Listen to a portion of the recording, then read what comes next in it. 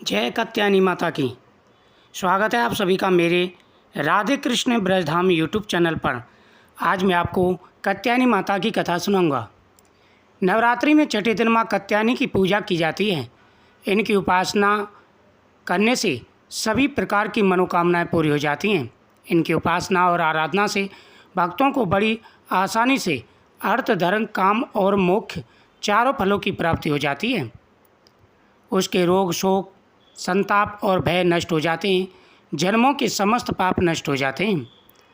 इस देवी को नवरात्रि में छठे दिन पूजा जाता है। कात्य गोत्र में विश्व प्रसिद्ध महर्षि कात्यायन ने भगवती पराम्बा की उपासना की, कठिन तपस्या की। उनकी इच्छा थी कि उन्हें पुत्री प्राप्त हो। माँ भगवती ने उनके घर पुत्री के रूप में जन्म लिया, इसलिए यह देवी कात्यायनी कहलाई। इनका गुण शोध कार्य है, इसलिए इस वैज्ञानिक युग में भी कात्यायनी का महत्व सर्वाधिक माना जाता है। इनकी कृपा से ही सारे कार्य पूरे हो जाते हैं। ये वैद्यनाथ नामक स्थान पर प्रकट होकर पूजी गई माँ कात्यायनी अमोघ फलदायिनी है। माता अपने भक्तों की सभी मनोकामनाएं पूरी करती हैं। भगवान कृष्ण को पति रूप में पाने के लिए ब्रज की गोपियों ने इन्हीं की पूजा की थी। यह पूजा कालिंदी जमुना के तट पर की गई थी, इसलिए ये ब्रजमंडल की अधिष्ठात्री देवी के रूप में प्रतिष्ठित है। इनका स्वरूप अत्यंत भव्य और दिव्य है। यह स्वर्ण के समान चमकीली और बहुत ही मनमोहक वरदान देने वाली हैं। इनकी छवि भी अति मनमोहक है और माता प्रसन्न होकर के बहुत जल्दी अपने भक्तों की मनोकामना पूरी करती हैं। इनकी चार भुजाएं हैं। दाईं तरफ का ऊपर वाला हाथ अभय मुद्रा में है, यानी आशीर्वाद की मुद्रा में, तथा नीचे वाला हाथ वर मुद्रा में है। माँ के बाईं तरफ के ऊपर वाले हाथ में तलवार है व नीचे वाले हाथ में कमल का फूल सुशोभित है। इनका वाहन भी सिंह है। इनकी उपासना और आराधना से भक्तों को बड़ी आसानी से अर्थ, धर्म, काम और मोक्ष की प्राप्ति हो जाती है। सभी के रोग, शोक, संताप और भय नष्ट हो जाते हैं। जन्मों के समस्त पाप भी नष्ट हो जाते हैं। इसलिए कहा जाता है कि इस देवी की उपासना करने से परम पद की प्राप्ति हो जाती है। जिनको शादी में अड़चनें आती हैं, सुंदर वर की प्राप्ति नहीं हो पा रही है, तो उनको कात्यायनी माता की पूजा करनी चाहिए।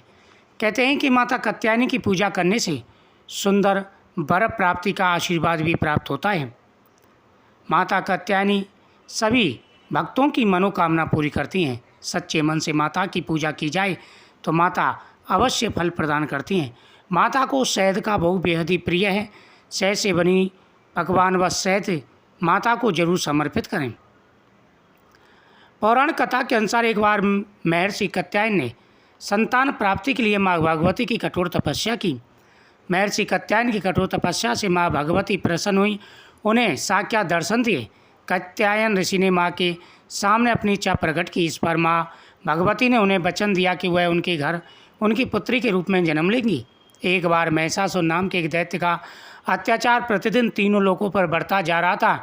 इससे सभी देवता परेशान हो गए थे। तब त्रिदेव ब्रह्मा, विष्णु और महेश अर्थात भगवान शिव के तेज से देवी को उत्पन्न किया, जिन्होंने महर्षि कात्यायन के घर जन्म लिया।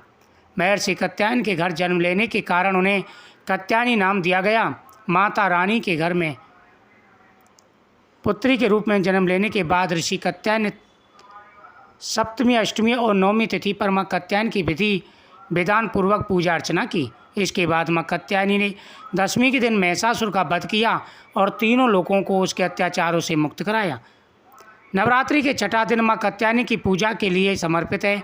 ऐसे में इस दिन सुबह जल्दी उठकर स्नान आदि से निवृत्त होने के बाद नीले रंग के वस्त्र धारण करें। इस दिन माँ का श्रृंगार लाल रंग से करें।